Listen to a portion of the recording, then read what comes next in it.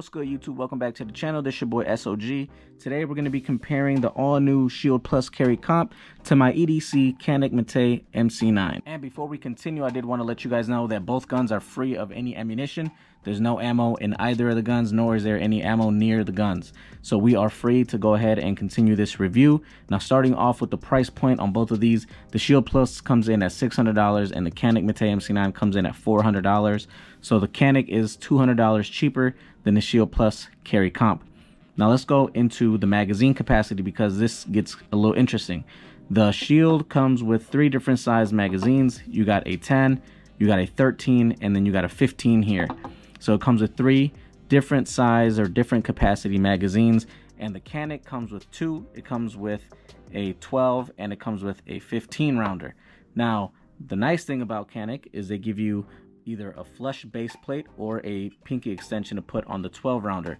The nice thing about Shield Plus is that they give you 3 different magazines and that the 10 rounder is flush plated. And if you don't like the flush plate, you slap on the 13 rounder and it gives you a little bit extra grip there. All right, now comparing the dimensions and the size of these two, the Canik MC9, starting with this one here, has a height, which is from irons to the bottom, is 4.52 inches. The length from the end to the front is 6.1 inches. The width is 1.12 inches. And the weight is 21.27 ounces. Versus the Shield. Now the Shield has a height from irons to down here of 4.6 inches, a length from front to back of 7 inches. It's got a width of 1.1 inches and it's got a weight of 17.9 ounces. I want to show you guys the difference in width. Now, as far as the barrels go, you've got the Canik MC9 on the left, which has a 3.18 inch barrel, and you've got the Smith on the right that's got a 4-inch barrel, and it is comped. Now, in terms of sights, the Smith & Wesson has blacked out rear sight with a trinium front sight metal sights, which are very nice, and the Canik has blacked out rear sight, and it's got a big white dot up front, metal sights, but not night sights. Both are obviously optics ready. As y'all can see, the Canik has a green dot on it already, but the Smith is awaiting a green dot. The texture on the Smith & Wesson is very nice. It's slightly aggressive, not too aggressive, not too smooth. I think it's very, very nice. I do like the fact that they put this texture on their mag release and even on this back plate, which I'm not sure what that function would be for, but it's nice that they've got texture kind of all around. Even the frame itself is slightly textured. It's not completely smoothed out like a lot of the other polymer framed guns that I have seen, so that's very nice of Smith to do. The only thing that I wish they did was give you different backstrap options.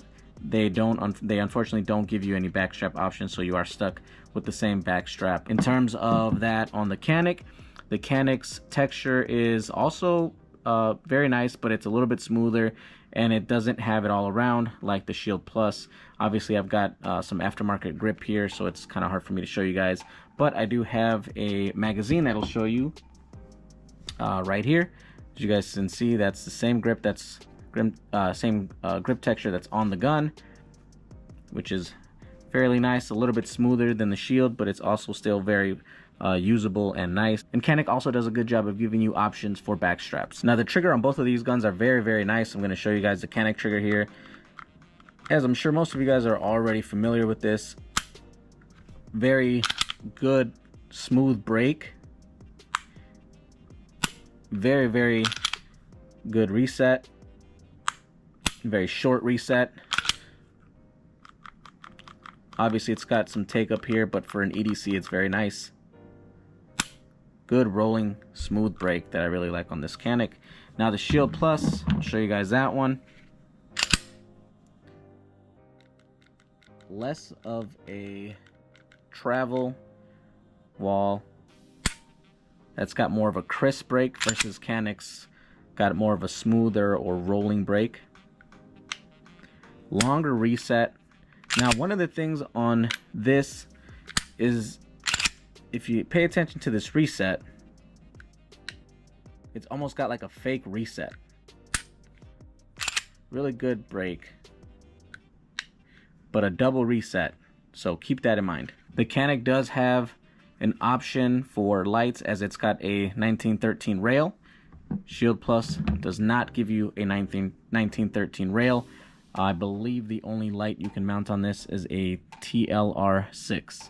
Now Canik does give you a chamber indicator right here, which pops up as soon as you got one in the chamber. Smith does not give you a loaded chamber indicator, but it does give you a small cutout window here on the barrel, which you can just kind of look through to make sure. So I guess in essence, yes, they do give you a loaded chamber indicator. And in terms of the shooting experience with both of these guns, I obviously absolutely love the shooting experience that I have with the Canik MC9.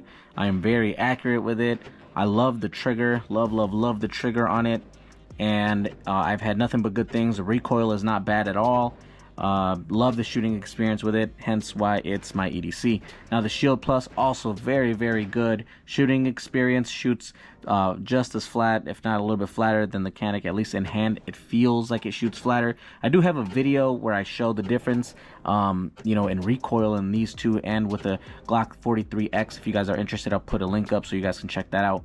But good experience shooting this one as well. I obviously have more rounds through my Canik. This one though, I have a lot of good things to say about how it shoots, and I'm not sure if it's because of the comp or because of how much extra length I have in the barrel compared to you know, my other EDCs that are a little bit smaller in barrel size. Now, as I just presented to you guys, both of these guns, all the good stuff they come with, all the comparisons and whatnot, I have to be transparent. I have to let you guys know about any potential issues out there if you're looking at either of these to purchase. And you guys know I've had a trajectory with the Canik MC9 of issues when it initially came out. However, Canik did fix their mistakes and got me out one that works, and it's been flawless ever since. I've got hundreds and hundreds of rounds through it with no issues, but I did have issues with it returning back to battery and with the magazines not ejecting freely. So if you guys are having any issues with that, there are fixes out there. So reach out to Canik. They will take care of you. I know it's a little frustrating when you have a gun that you want to love, but it doesn't work. Trust me, I've been there, I've done that. I've got tons of videos on my roller coaster ride with the MC9, and you guys can check those out on my channel if you need to as well. Now, with the Shield Plus, it's a fairly new gun, so I haven't really had too many negative experiences with it just yet, though there have been videos out there where the iron sights have broken off. Personally, with me, the only issue I've had with this, and I don't know if it's an actual issue, but it is a concern for me, is, as I showed you guys earlier, the fake reset on this gun. It has given me the concern. Why? Because when I am shooting, I'll show you guys here, when I'm at the range and I'm practicing trigger discipline, I shoot, and when I'm going for my follow-up shot or my second shot, I get tricked by the reset. I'll show you guys here what I mean.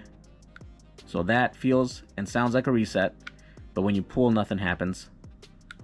Again, right? So at the range, that's what I'm doing when I'm practicing my shots, and it's just ever so little more of a creep to get you to the reset.